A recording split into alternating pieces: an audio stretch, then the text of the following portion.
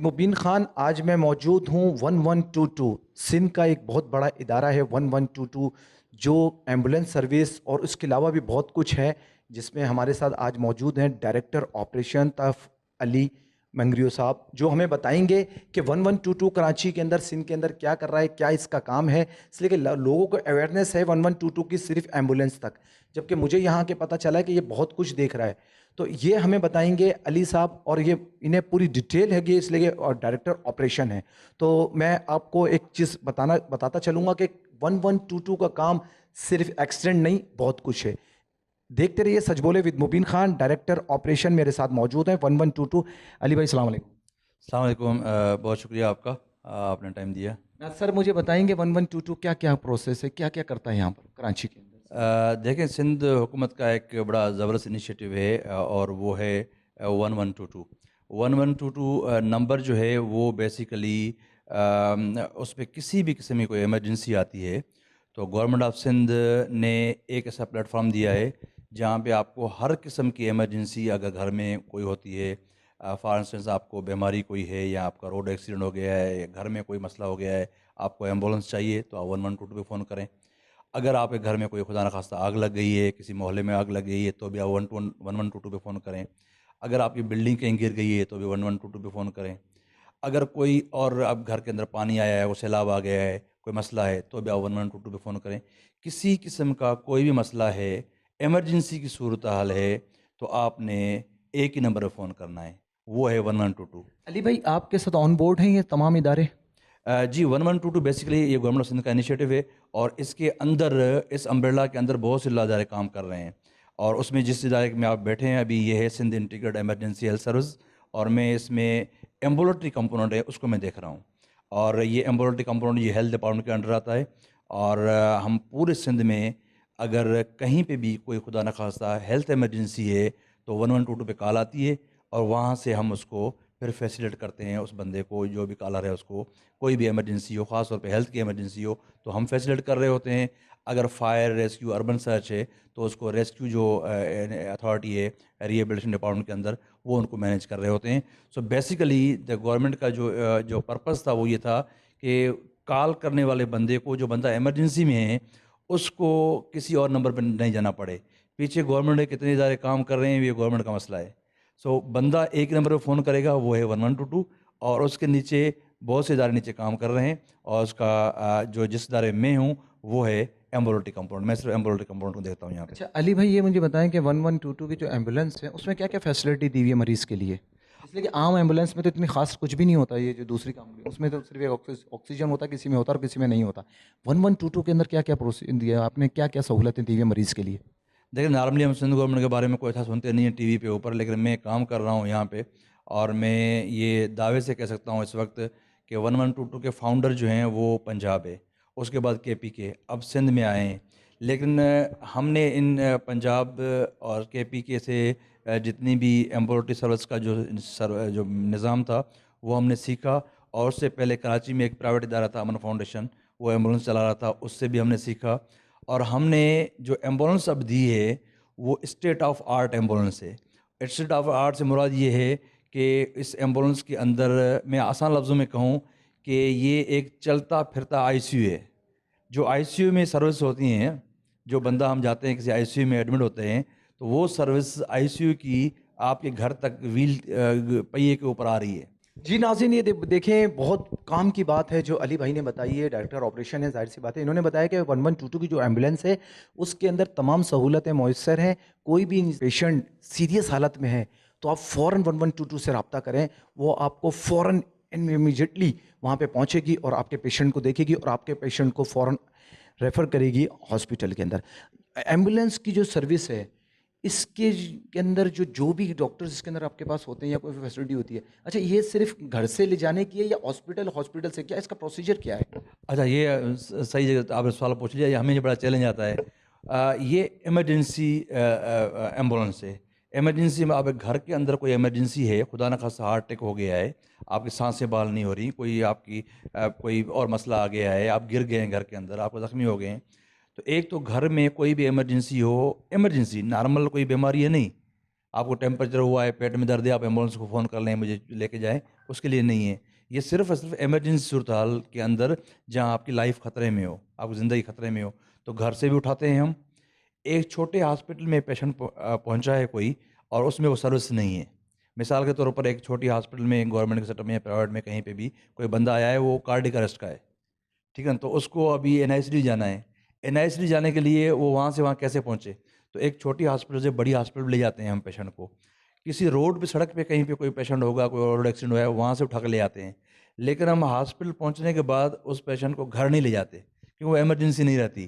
तो हमें बहुत से लोग ये एक्सपेक्ट कर रहे होते हैं कि हमें घर छोड़ के आओ, और बहुत से पेशेंट ये पे हमें कॉल कर रहे होते हैं कि हमें पेट में दर्द है, हमें ले जाओ एम्बुलेंस। ऐसी कॉलें आती होंगी लोगों की कि भाई थोड़े से भी प्रॉब्लम के लिए, कि हालांकि छोटा सा फॉल्ट हो और वो कहते होंगे 1122 को बुला लो। सो हमें बहुत सी कॉल ऐसी आती है और लोग हमें शिकायत भी करते हैं, आप एम्बुलेंस देते नहीं हैं। सो हम उनको समझाते हैं बारह कि ये एम्बुलेंस इमरजेंसी के लिए है। अगर हर छोटी बीमारी के लिए हम एम्बुलेंस रख दें तो ये बड़ा मुश्किल होगा। दूसरा, हमने अभी रिसेंटली ये काम किया है कि हमें पता है कि पाकिस्तान में बच्चों की और प्रेगनेंसी के दौरान ख़वातीन की बड़ी डेथ हो जाती है। तो अब हमने करीबन 150 एम्बुलेंस प्लान किए हैं सिंध गवर्नमेंट ने, वो हमें उसमें 60 एम्बुलेंस आ गई हैं इंटीरियर सिंध के लिए। सो उसमें ख़वातीन डिलीवरी के दौरान हॉस्पिटल पहुंच नहीं पाती, तो खातून भी मर जाती है, बच्चा भी मर जाता है।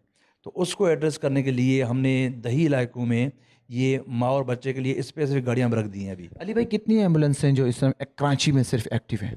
कराची में इस वक्त 100 एम्बुलेंस है हमारे पास, 100 एम्बुलेंस 100 हैं? 100 एम्बुलेंस हैं। अच्छा, 100 एम्बुलेंस डील कर रही हैं कराची? कराची को डील करती हैं। अच्छा, उसके अलावा ये तो एम्बुलेंस कंपाउंड हो गया। उसके अलावा दूसरा ये है कि हमने मैयत गाड़ियाँ भी रखी हुई हैं। अच्छा, मैयत गाड़ियाँ क्यों रखी हुई हैं? अच्छा, मैयत गाड़ियाँ हमने इसलिए रखी हुई हैं कि जैसे इन्फ्लेशन हुआ था 2021-22 के बाद ना, तो आम बंदे के लिए जो कराची में बैठा हुआ है, वो जिना से वो सुरजानी टाउन जाना है तो उसने 5,000 भरने हैं, और जिना से जिस बंदे ने कंदकोट जाना है तो उसने 50,000 रुपये एम्बुलेंस वाले को देना है, या उमरकोट जाना है तो उसने 50,000 रुपये एम्बुलेंस को देने, तो एम्बुलेंस यहाँ से प्राइवेट एम्बुलेंस पहुँचाती है उसको। तो ये सारे मसले जो आए, तो जो ख़ास तौर पे सरकारी अस्पताल में जो मुस्तहक लोग आते हैं, हमने उनके लिए मोर्चरी वैन शुरू की कि कम से कम यहाँ पे कोई डेड बॉडी, कोई किसी डेथ हो जाती है तो उसकी डेड बॉडी को हम इज़्ज़त एहतराम से उसके घर तक पहुँचाएँ। और ये हमारे एम्बुलेंस का नंबर बिल्कुल थोड़ा है, लेकिन हम कोशिश कर रहे हैं कि कम से कम मुस्तहक लोगों को, जिसके पास कोई वसाइल नहीं है, वो सिर्फ़ और सिर्फ मुफ्त की एम्बुलेंस ही उसको गवर्नमेंट की कर सकती है। तो हमने पहला शर्त ये सरकारी अस्पताल में और डेथ हुई हो, और दूसरा ये कि वो मुस्तहक हो, तो उसको हम ये फ्री सर्विस देते हैं, घर तक मैयत को पहुंचाते हैं। जी नाज़रीन, हम इस टाइम मौजूद हैं 1122 के ऑफिस में। डायरेक्टर साहब मेरे साथ ऑपरेशन मौजूद हैं, अली बंगलू साहब। ये बता रहे हैं कि यहाँ पे ओपीडी भी है। सर, ओपीडी का क्या प्रोसेस है यहाँ पर? जी, हमें जब कॉल आती है ना, तो एक आती है इमरजेंसी वाली कॉल, एक आती है मैंने बताया नॉन इमरजेंसी वाली कॉल, जिसमें पेट में दर्द है क्या करूँ।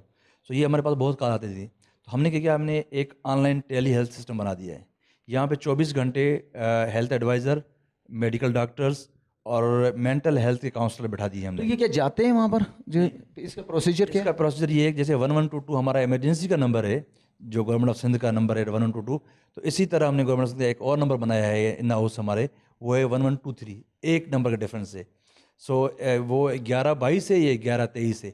1123 पे फ़ोन करेंगे तो आपको 24 घंटे डॉक्टर अवेलेबल मिलेंगे। मिसाल तो आपको टेम्परेचर रात को नहीं उतर रहा, आप डॉक्टर के पास नहीं जाना चाहते, आपने घर में कुछ करना है, क्या करूँ? तो आप फ़ोन मिलाएँ 1123 पे, यहाँ पे डॉक्टर से बात करें। अगर आपको कोई साइकोलॉजिकल मसला है, मेंटल हेल्थ के बहुत इशू हैं आजकल, ये मेरा बहुत ज़्यादा बढ़ गया है, तो हमारे इस नंबर पर फ़ोन करें, फ्री ऑफ कास्ट। आप एक काउंसलर बैठे हुए हैं, आप एक आपको काउंसलर, मेडिसिन बता देंगे वो? पहले तो आपको पूरा डायग्नोज करेंगे प्रॉब्लम है क्या, फिर आपको रेमेडीज़ बताते हैं घर में आप क्या कर सकते हो। अगर मेडिसिन की ज़रूरत है तो मेडिसिन आपको प्रेस्क्राइब, आपके ऊपर मैसेज आ जाएगा, आपको मैसेज कर देंगे ये मेडिसिन लें। और वो मेडिसिन वो जो ओवर द काउंटर ड्रग दी जाती हैं, सारी मेडिसिन नहीं, लेकिन वो इनिशियल मेडिसिन जिससे आपकी रिलीफ मिल जाए। जी नाज़रीन, ये बहुत बड़ी ब्रेकिंग है कि एम्बुलेंस के साथ साथ आपको डॉक्टर भी अवेलेबल है 1122 के बाद 1123। याद रखिएगा नंबर 1123। कोई भी घर के अंदर अगर पेशेंट है, जैसे उसके कोई फैमिली नहीं है, कोई जा नहीं सकता हॉस्पिटल में, बच्चे जॉब पे गए हुए हैं, कोई लेडीज़ या कोई बीमार हो जाता है, तो फ़ौरन 1123 के ऊपर कॉल करें। 11-23 के ऊपर, याद रखिए 11-23 के ऊपर आप कॉल करेंगे, वहाँ पे एक डॉक्टर अवेलेबल होंगे जो आपको बताएंगे कि आपको बीमारी क्या है, आप बताएंगे कि मेरे को ये प्रॉब्लम हो रही है, तो वो उसी टाइम आपके मोबाइल नंबर पे वो मेडिसिन लिख के दे देंगे जो आप फ़ौरन परचेस कर लेंगे बाहर जाके अपनी मेडिकल स्टोर से, ताकि आपको फर्स्ट रिलीफ मिल सके। फिर उसके बाद आप हॉस्पिटल जा सकते हैं। देखते रहिए सच बोले विद मुबीन खान। मैं मौजूद हूँ 112 के ऑफिस में। 1122 के बाद 1123 मैंने आपको पहले भी बताया था कि फर्स्ट टाइम ऐसा है कराची के अंदर कि यहाँ पर 1123 कॉल करें आप। अगर आप बीमार हैं तो आप कॉल करेंगे तो फ़ौरन यहाँ पर इमीडिएटली आपको रिस्पांस मिलेगा और आपकी जो भी तकलीफ होगी आप उन्हें बताएंगे और उसके बाद फिर डॉक्टर्स यहाँ से आपको बता देंगे कि इस टाइम आप फ़ौरन ये मेडिसिन ले लें। बाकायदा आपके जो व्हाट्सअप नंबर होगा, आपका मोबाइल नंबर होगा, उस पर वो फ़ौरन SMS भी हो जाएगा और व्हाट्सअप भी हो जाएगा, ताकि आप उसी टाइम इमरजेंसी के अंदर अपनी मेडिसिन ले सकें। डॉक्टर साहब इस टाइम मेरे पास मौजूद हैं और यहाँ पर देखें ये पूरा सेंटर है। मैडम मुझे बताएंगे क्या होता है यहाँ पर? ओके यहाँ पे हम लाइव कॉल्स ले रहे होते हैं। We are dealing with EMTs on daily basis and we are receiving and response from ambulance. So जो भी मसला होता है उन्हें ऑन कॉल जो भी during transport of patient from home to hospital जो भी मसला पेश आता है या दुश्वारी पेश आती है उन्हें वो हमसे हेल्प लेते हैं, हमसे रब्ता करते हैं और हम उसी वक्त उनको ऑन कॉल सपोर्ट प्रोवाइड कर रहे होते हैं। अच्छा, आप तमाम बीमारियों को देख लेती हैं? जो भी कॉल आया कि मेरे को ये बीमारी है, इसके लिए आगे हमें रेफर करती हैं, आपके ये प्रॉब्लम है तो आप उनसे बात। मोस्टली सारी जो भी कॉल्स आती हैं हम कोशिश करते हैं कि जितनी कॉल्स हमारे पास आ रही हैं we try to solve as much cases as we can. सारी चीज़ें हम नहीं देख सकते हैं, थोड़ी रिस्ट्रिक्शंस और लिमिटेशंस होती हैं हमारी, but we try to solve as much cases as we can. अभी कोई कॉल आई हुई है आपके पास लाइव कॉल अभी मेरे पास कोई नहीं आई हुई। आई एम जस्ट कितनी कॉलें अटेंड कर लेते हैं आप पूरे दिन में अंदाजन पेशेंट? दिन में रेशियो क्या है? टोटल हमारे पास जो है वो वैलिड कॉल्स हमारे पास जो है वो ratio is around 7 to 10 and MO needs जो हमारे पास आती हैं वो 50 to 60 तकरीबन दिन में आ रही होती हैं। 60। Yes. मंजू साहब मुझे वो बताएंगे कि यहाँ पे जो सेंटर जो आपने खोला 1123, अच्छा यहाँ पर कोई अगर कोई मजीद कोई डॉक्टर कहता है कि मुझे ये प्रॉब्लम है, उसके लिए भी आपने कोई प्रोसेस रखा हुआ है आगे? अच्छा, इसमें अभी डॉक्टर साहब ने जैसे बताया कि दो किस्म की कॉल आती हैं। एक है जो कॉलर डायरेक्टली जिसको डॉक्टर की ज़रूरत है वो डॉक्टर से बात करता है, वो एक डॉक्टर ऑन एवरेज 10-12 अपने शिफ्ट में कॉल हैंडल करती हैं। और उसके अलावा जो उन्होंने कहा एमओ कॉल नीड, वो बेसिकली हमारे एम्बुलेंस के अंदर जो पेशेंट होता है ना, तो एम्बुलेंस के अंदर हमारा नर्सिंग स्टाफ होता है, इमरजेंसी मेडिकल टेक्नीशियंस, उसको भी समटाइम डॉक्टर की ज़रूरत पड़ती है। सो वो उसको भी डॉक्टर यहाँ सपोर्ट कर रहे होते हैं। सो एम्बुलेंस के अंदर अगर कोई पेशेंट ऐसा है जिसको हमारा स्टाफ अभी डील नहीं कर पा रहा, तो उसको डॉक्टर की ज़रूरत हो तो डॉक्टर यहाँ से ऑनलाइन उसके पास पहुँच जाता है, मतलब वर्चुअली उसका एम्बुलेंस में सिस्टम बनाया हुआ है। तो वो भी हम तकरीबन उसको ऑन एवरेज एक डॉक्टर अपनी 8 घंटे की शिफ्ट में 70 से 80 पेशेंट्स को डील कर रहा होता है। सो वो चाहे एम्बुलेंस में हो, चाहे घर से कॉल आ रही हो, कहाँ से भी हो। अच्छा अली भाई, ये जो आपका पूरा स्टाफ है ये 1123 को डील कर रहा है? ये जो कॉल सेंटर है 1123 का है, और 1122 का जो हमारा कॉल सेंटर है वो है SCRS अथॉरिटी, मैंने बताया ना आपको, Sindh rescue and emergency service की अथॉरिटी है, उनकी बिल्डिंग के अंदर गुलशन इकबाल में है। गुलशन इकबाल में? गुलशन में, जी हाँ। जी नाज़रीन, इस टाइम मैं मौजूद हूँ 1122 के ऑफिस में। हमारे साथ मौजूद हैं अली बंगरी, डायरेक्टर ऑपरेशन है। देखते रहिए सच बोलें विद मुबीन खान। हम चलेंगे और एम्बुलेंस का बताएंगे कि एम्बुलेंस के अंदर क्या क्या प्रोसेस होता है। देखते रहिए सच बोलें विद मुबीन। जी नाज़रीन, सच बोलें विद मुबीन खान। इस टाइम मैं मौजूद हूँ रेस्क्यू 1122 के ऑफिस में और इस टाइम हम यहाँ एम्बुलेंस को देखेंगे। ये एम्बुलेंस है 1122 रेस्क्यू, जो पूरी कराची को इस टाइम बहुत ज़बरदस्त किस्म की प्रोवाइड कर रहे हैं। जो भी अगर कोई बीमार हो जाए या रोड एक्सीडेंट हो जाए, 1122 का काम है फौरी मदद आपके लिए। देखेंगे हम 1122 को, ज़रा इसको खोल के दिखाएंगे। ये 1122 है नाज़रीन, इसके अंदर तमाम सहूलियात मौजूद हैं, यहाँ तक कि इसके अंदर ऑक्सीजन भी मौजूद है। 1122 में एक डॉक्टर भी मौजूद होते हैं, एक नर्स भी मौजूद है। अगर कोई शख्स बीमार हो जाता है, बहुत ज़्यादा शदीद तकलीफ में होता है, तो ये 1122 का देखें अंदर का सूरत हाल है। शाहरुख, क्या करते हैं आप जैसे आपको कॉल मिलती है? हमें जैसे कॉल मिलती है हम पहले पेशेंट के पास जाते हैं, पेशेंट को असिस्ट करते हैं, जो उनको चीज़ें नीड होती हैं वो लगाते हैं, फिर देन गाड़ी में मूव करते हैं, गाड़ी में शिफ्ट करते हैं, शिफ्ट करने के बाद हॉस्पिटल लेके जाते हैं। आपके पास जैसे कॉल करते होंगे 1122 पे, जी वहाँ सर। से कॉल आपके पास आती होगी? नहीं कि सर, फ़ौरन पहले पहुँचे? हमारे CNC में आती है कॉल, वो पेशेंट की हिस्ट्री पूछते हैं, उसी मुताबिक गाड़ी मूव आप होती कहीं है। निकले हुए हैं, कहीं गए हुए हैं आप, अगर आपको पहुंचना है जैसे गुलशन में या कहीं किसी भी इलाके में पहुंचना है, आपको कैसे पता चलता है? सर हमें वायरलेस पे बताया जाता है, वायरलेस पे मेन लोकेशन बताई जाती है, जो लैंडमार्क होता है, जो मशहूर जगह होती है वो बताई जाती है। नॉलेज में होती है तो वहाँ डायरेक्ट वहाँ पहुँच जाते हैं, नहीं तो कोई भी राहगीर हो उनसे पूछते हैं। फॉर्म क्या भरते हैं आप लोग? कोई फॉर्म फॉर्म हमारे पास होता है, अगर घर से पेशेंट उठाते हैं तो रिस्पांस फॉर्म होता है, उसमें पेशेंट की हिस्ट्री होती है सारी, और जो जो डिज़ीज़ उसको होती है, प्रीवियस हिस्ट्री होती है डिज़ीज़ की, वो लिखते हैं हम। तो जो ट्रीटमेंट देते हैं वो लिखते हैं। अच्छा, जैसे ही पेशेंट को आप लेते हैं तो हॉस्पिटल छोड़ते हैं, हॉस्पिटल से वापसी घर नहीं छोड़ते हैं ना? नहीं, वापस घर नहीं छोड़ते हम। वापस करनी, अच्छा, या और फर्स्ट एड आप लोग दे देते हैं उस टाइम? जी, अच्छा। फर्स्ट एड हम गाड़ी में दे देते हैं, फिर जब हॉस्पिटल शिफ्ट करते हैं डॉक्टर के हैंड ओवर करते हैं। हमारे पास एक ट्रांसफ़र फॉर्म है, वो फिल करते हैं हम, वो डॉक्टर के हैंड ओवर करते हैं। जो जो ट्रीटमेंट की होती है डॉक्टर को ओवर देते हैं। हमारे पास ये सिम्टम के साथ आया था और ये सिम्टम थे इनको उस वक्त, और अभी ये सिम्टम है, सारी हिस्ट्री हम बताते हैं उनको। तो फिर हम डॉक्टर के हैंड ओवर करके देन फिर मूव करते हैं। मुझे बताएंगे क्या क्या सामान होता है इसके अंदर, कैसे यूज़ करते हैं आप लोग जब पेशेंट को आप लेते हैं तो? सर, पेशेंट को लेते हैं, ये हमारा है पेशेंट मॉनिटर। सर, ये पेशेंट मॉनिटर है, इसमें हम चेक करते हैं पेशेंट का। जैसे फर्स्ट टाइम पेशेंट आपके पास आया, जी सर। सबसे पहले आप क्या करते हैं? सर, सबसे पहले पेशेंट हिस्ट्री लेते हैं। ठीक है, पहले आप फॉर्म भरते हैं? नहीं नहीं, पहले हिस्ट्री लेते हैं, क्या सिम्टम है अभी, क्या किस डिज़ीज़ के साथ आ रहा है, कौन से सिम्टम हो रहे हैं, वो सिम्टम देखते हैं। उसी मुताबिक फिर ट्रीट, जैसे शॉर्टनेस ऑफ ब्रेथ के साथ आता है, सबसे पहली प्योरिटी हमारी यही होती है कि हम शॉर्टनेस ऑफ ब्रेथ है उसको ऑक्सीजन लगाएं।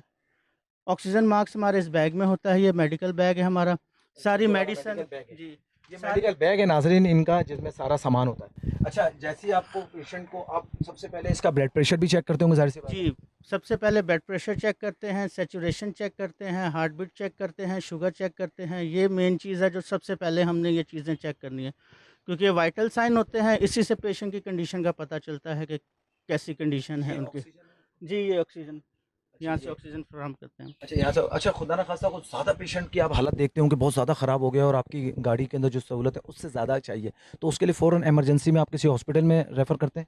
जी, देखें, पेशेंट की अगर कंडीशन ज़्यादा ख़राब हो रही है तो वो हॉस्पिटल में मैनेज होगा, जो करीबी हॉस्पिटल होता है फिर हम रिकमेंड वहाँ ही करते हैं, अटेंडेंट को काउंसलिंग करते हैं कि फ़िलहाल हम यहाँ जाके पेशेंट को स्टेबल करें, देन फिर आगे मूव। इसके अंदर जो पेशेंट आपने उठा लिया, ले लिया है पेशेंट को, अगर पेशेंट की फैमिली, बाज़ लोग होते हैं तंग करते हैं कि 10-10 बस आ रहे होते हैं, इसको कैसे कवर करते हैं आप लोग, सर, ये पेशेंट के साथ जाने वाले लोग? सर हमें ट्रेनिंग दी गई है काउंसलिंग की, कम्युनिकेशन स्किल्स सिखाए गए हैं, उसी मुताबिक हम अटेंडेंट को काउंसलिंग करते हैं।